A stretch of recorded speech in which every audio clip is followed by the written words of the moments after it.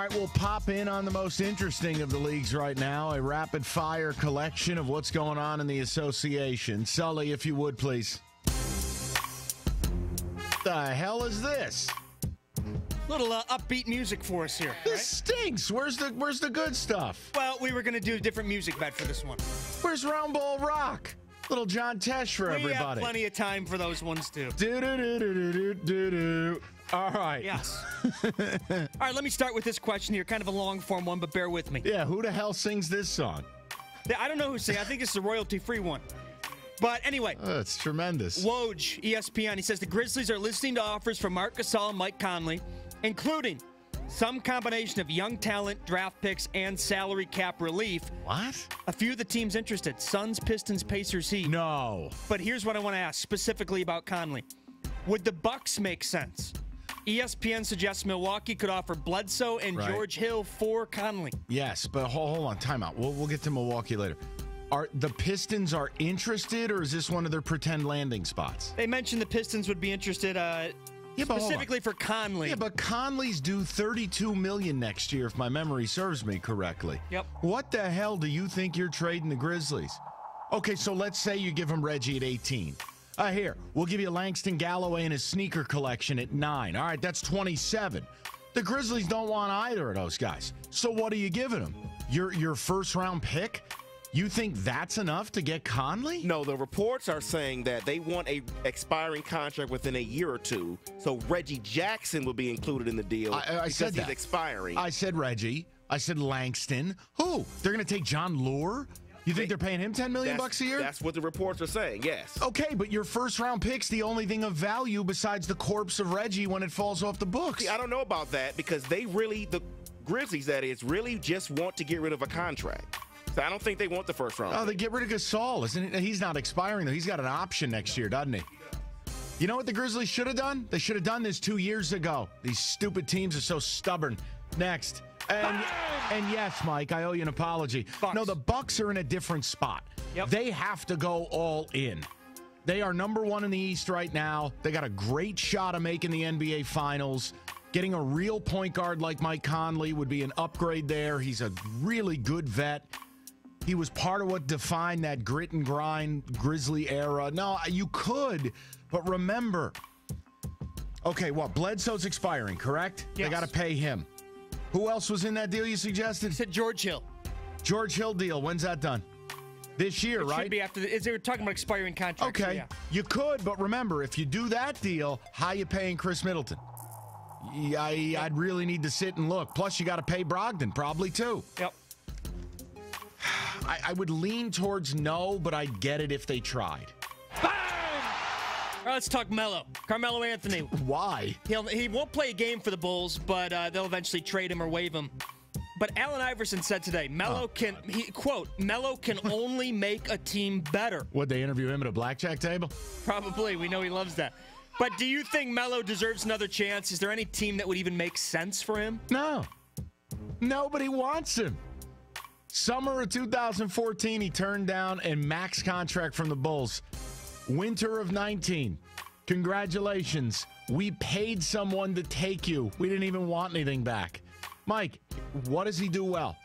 Not a good defender. He's a ball stopper. He's not a good spot-up shooter. He's been given every opportunity. His job at OKC, stand in the corner and hit threes. He couldn't stand in the corner and hit threes. Oh, I don't care where he goes. He can't play. He's toast. Mama, there goes that man. Oh, Mark. All right, let's get a Pistons question in here. What the heck? Oh, God. Reggie Bullock and Ish Smith garnering trade interest. The Free Press mentions a team like Philly would be considered for Bullock. Weird. Tell the Free Press I said that 2 months ago. If the Pistons get a first-round pick, it's a no-brainer. Absolutely. True or Philly and the other team to watch is New Orleans. New Orleans will ship their first-round pick out this year. They're not keeping it. They have one thing. They got to try to keep Davis. Now, look, a backup point guard like Ish could help them. They play fast pace. Ish plays pretty up-tempo. They need a shooter. Reggie Bullock can do that. Yeah, and if the Pistons are too stupid to do this, then forget about it. But yeah, Mike, I've said Philly for months now. Welcome to your Kodak moment. Oh, my God. Reggie Miller in there. Oh, my God, that's bad. All right, let me give you a question about the Celtics. Where's Hubie Brown? That one's in here. You got plenty of time. No, I need him saying plenty of time when a team's got 1.3 seconds on the clock. We'll get one of those in there, too. Thank you. Celtics, they've won 4 in a row. Playing like the best team in the East right now. No. True or false? Celtics are worthy of once again being the favorite in the East. Absolutely not. Jaylen Brown's fallen in the toilet. Jason Tatum hasn't taken a big step forward. Terry Rozier looks miserable. Al Horford, I think David's more athletic than him. And Kyrie has done everything wrong, starting with this whole PR campaign about I'll be back if you'll have me and taking the mic at the home opener, then rocking his teammates' skulls in public, and then trying to somehow say sorry to his teammates, but still making it all about himself with the whole LeBron phone call. The whole thing seems off. And oh, by the way, Gordon Hayward looks baked. So, no, we don't deserve to be favorites. And I'm very scared that Danny waited too long with his precious assets. And I don't know what move he thinks he's making. Because you'll never convince me we're getting Unibrow. I mean, he's with, well, what the hell's that company? Oh, my God, the agency. Clutch Sports or whatever it is. He's already, like, earmarked for L.A. Yeah, sure, we could. What are we going to offer to New Orleans? You think they want Jaylen Brown's box fade? I don't. So they're going to ask for Tatum. They're going to ask for Brown. They're going to ask for Rozier. And then what do you do? What do you got? Kyrie, Unibrow, the corpse of Al Horford, Gordon Hayward on crutches? Nah, the whole thing's bad. So let's just move away from this. I'm not very happy with the Celtics right now. I know if you don't like that, you don't like NBA basketball. Oh, my. Kings announcers? Yes, there you go. Yes. I forget the dude's name, but boy, do they get into it. Grant Napier? Thank you, yes. No, if you don't like that, you don't like NBA basketball. I like how they found some homeless dude in Brooklyn and moved him to Sacramento, of all places. Yeah. Here, you'll really love rural California. No, if you don't like that, you don't like NBA basketball. Who's next in line for a slice? All right. Let's keep it on the West Coast. Warriors. They could not be happier with how DeMarcus Cousins has been so far. He's looked more mobile than expected and certainly hasn't upset their rhythm at all. Do you agree with that? Warriors couldn't be happier with how he 100%, because the only way you could try to beat the Warriors was to go big and then destroy them, like out-rebound them 100-2. Well, guess what you can't do now? You can't do that because Boogie Cousins will be out there, and the next thing you know, they could post him up 4 out of 5 possessions in a 3-4 minute period. Mike, it's not fair. And I love Boogie, and I hope he plays as well as possible. And I know he's a maniac, but I want him to get his money. I mean, the dude was a max player, and he blew his Achilles out. Nobody deserves that, right? You can't hate a player enough to see a man blow his Achilles out and maybe end his entire career just when he was about to get paid. So, yeah, Mike, there is no way to now go after the Warriors. I don't know how you attack them. I don't know what you do. Oh, and by the way, yeah, Klay Thompson's slump, I guess that's over. Oh, the Clippers guy. The hell's his name? Ralph Lawler. Lawler. Yeah. Bingo! Oh, when Griffin was in his prime, 6-7 years ago, that guy needed new trousers 3 times a night. Oh, it was crazy. Slam dunk, Blake. Bingo! Leave me alone. I watch a lot of West Coast basketball. I hate everybody. Next. All right, Anthony Davis. Anthony Davis out 2+ weeks with a sprained finger. Yeah. True or false? It does not matter whether he's healthy or not. The Pelicans aren't good, won't make the playoffs either way. No, it does matter, and I'll tell you why.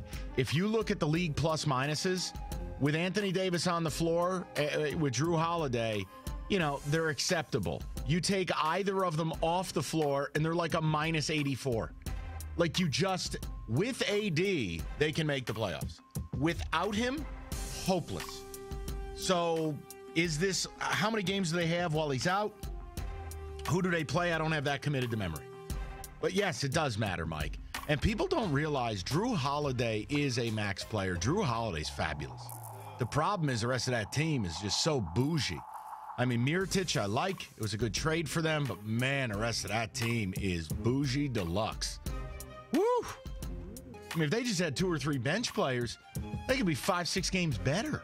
They got nobody. They're calling Roberto off the bench. You could put Roberto in an Omar Asik jersey. Would anyone know the difference? Kevin Harlan, excellent. All right, one more quick one. Sure. Nuggets second in the West, also have the second best offense in the NBA, despite not having a single player who scores more than 20 points per game. Simply put, how have they been doing it? It's balance. I mean, Jamal Murray's gotten better. He's a little bit of a late bloomer now. I know you're supposed to be good at 19 when you come out, but Murray's gotten better. Gary Harris has gotten better. You know, obviously, Nikola Jokic is a bona fide superstar, and he does it in a different way by being a facilitator as a big. Yeah, but David, he's a wizard with the basketball. And when you look at them, look, they've been without a couple starters at different points this year, and Monty Morris just steps up, and different guys just get it done. They've got players, they've got depth, they've got this kind of anonymous superstar, and it works, and they play a really beautiful brand of basketball. And you can get it done being deep. They got 9 players under 23 years old. And it helps when you draft well, something we wouldn't know anything about here in Detroit. No, if you don't like that, you don't like NBA basketball. I'm going to tell you, you get me a Hubie Brown. All right, calm down. You got plenty of time. Okay. You get me one of those, we're good. Oh, it's so sad. So sad. Thank you. Excellent.